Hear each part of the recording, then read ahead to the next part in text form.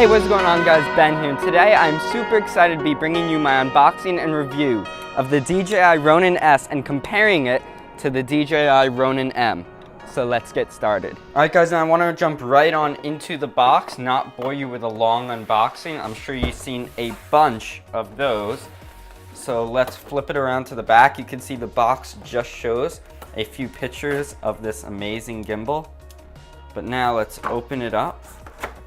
Now you can see the first thing that you get inside is actually the handle to the box itself alongside this big case. So the Ronin comes in this nicely packaged case. At the bottom of the box is some manual pamphlets. So before we open this up, let's see what's inside here. All right, so we get a what's in the box, a quick start guide, and some safety guides. And then we have the Ronin case itself. So to open this up, you see we have this little latch right here. Pull it out, twist, just like the Phantom 4 cases. And then when we open it, we are greeted directly with the gimbal itself. All right, so inside the case is a lot of goodies, so I'm gonna go through this very, very quickly. So starting off in the top left, we have the tripod base with a nice rubber grip on the side.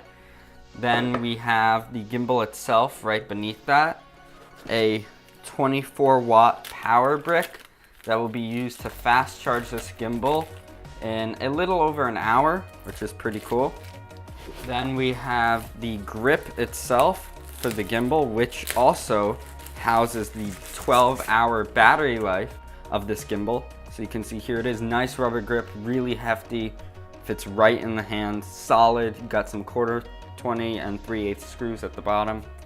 Nice grip. Then you got your mounting plate. This is what you'll actually mount your camera on and then put it on the gimbal. And then last but not least is this little case right here. Now I haven't seen a lot of other YouTubers open this up and actually show a detailed look of what's inside. So I will give that to you by telling you what all the accessories are. So in this top pouch, we have a USB-C to USB-A to charge the gimbal. Then you have a USB-C and micro USB to Ronin connection cable. That'll be for operating your camera, like controls. And then there's also an IR blaster. Same thing, operation of the camera itself. Then beneath that is a flap. So we got your lens support. This will actually mount at the front of the quick release plate and support the weight of your lens a little bit better to make the whole gimbal more sturdy. And then we have a riser to help with smaller cameras and just overall balance your gimbal a little bit more securely. Then beneath that in the big pocket, we got some 1/4 20 screws, a bigger thumb screw. This is going to be for your lens mount. We got a couple little Phillips head screws that go into this plate that covers up the connectors where the focus wheel sits if you don't want to leave the focus wheel on.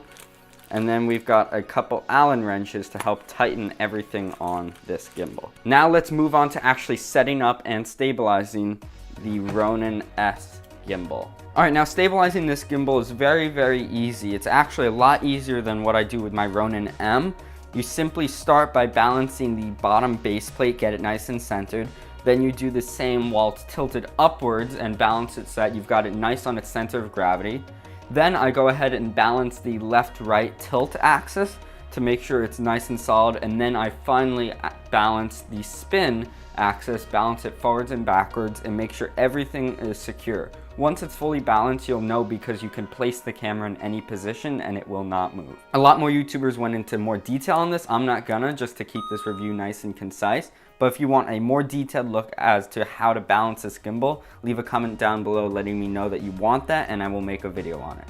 All right, now jumping right into the review, I want to talk about the design of this little gimbal. Now, as you can see, this is a single-handed gimbal, meaning that it's all contained into one single pole that you can grab in one hand. At the top, you have the actual gimbal motors themselves.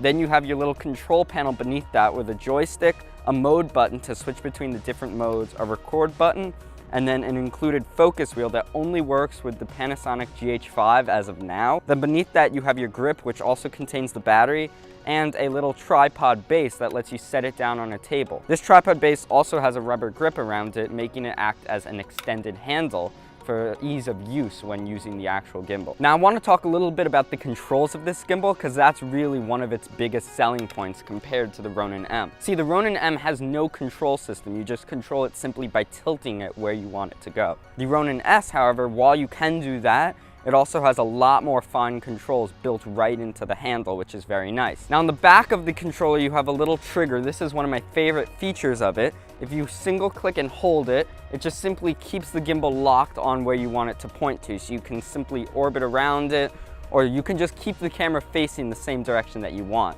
If you double click it, it recenters the gimbal, meaning if you were like doing some fancy moves and you got it off center, you just double click it and it goes right back to normal. And then you triple click it and it turns the gimbal into vlogging mode, where it turns and faces yourself. Now on the front of the gimbal, you have a little control stick. That allows you to control the gimbal's direction, similar to the gimbal on a drone. Beneath that, you have a record button and a mode button. This allows you to switch between 3 different modes. So I have my mode set at mode 1, which is just normal speed, mode 2, which allows me to do the flashlight spin, and mode 3, which is a nice, slower, smooth pan. Now taking a look at the footage from this thing, it looks absolutely incredible. It's nice and smooth, as you saw by that intro sequence. And it also allows you to use the gimbal in very unorthodox and unpredictable scenarios and get still smooth footage out of it. See, I was able to use it running, which is not a situation that you want to be doing with a gimbal, and it actually worked perfectly. So it's at 12 millimeters on an APS-C sensor right now. Fully balanced. I'm gonna run in that direction. Ready? Go.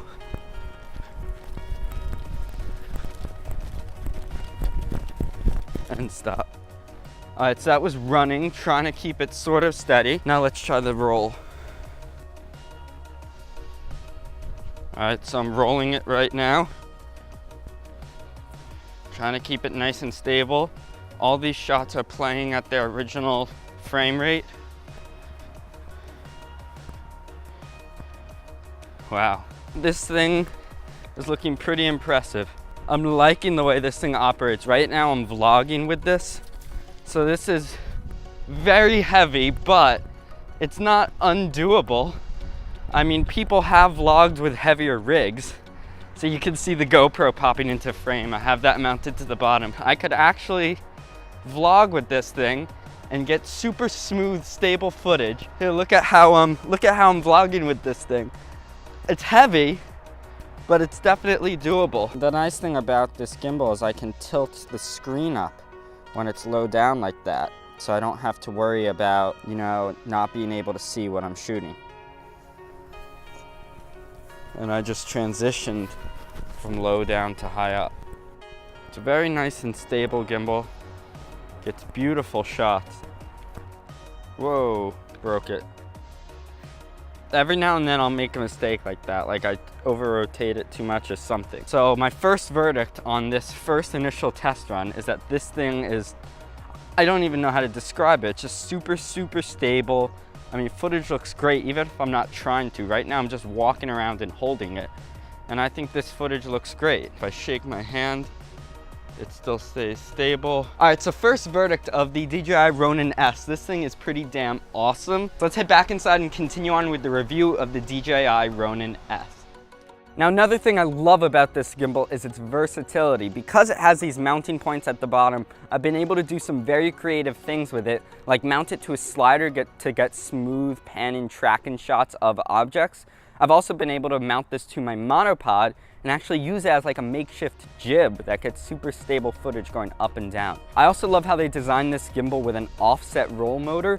That makes it very easy to both see the screen and to go from an up to low down shot. The footage from the DJI Ronin-s and the DJI Ronin-m look very, very similar. I found that the Ronin-s was a tiny bit smoother, but you really won't find much of a difference in the raw footage between the two. All the differences really come into the design of both of them and the performance, like the abilities and the features of both of them. See, it is a lot smaller than the monstrosity of the DJI Ronin-m. This thing is tiny, it weighs a lot less, and it can support payloads at the same weight, meaning that this thing is just awesome for you to be able to carry around. I mean, it fits perfectly into my hand. It's nice and comfortable to hold. This thing is not something that I would be trying to avoid using for long periods of time like I did with the Ronin-m. And with that smaller size comes a lowered price. This thing starts at $699 compared to the starting price of the Ronin-m, which was $899.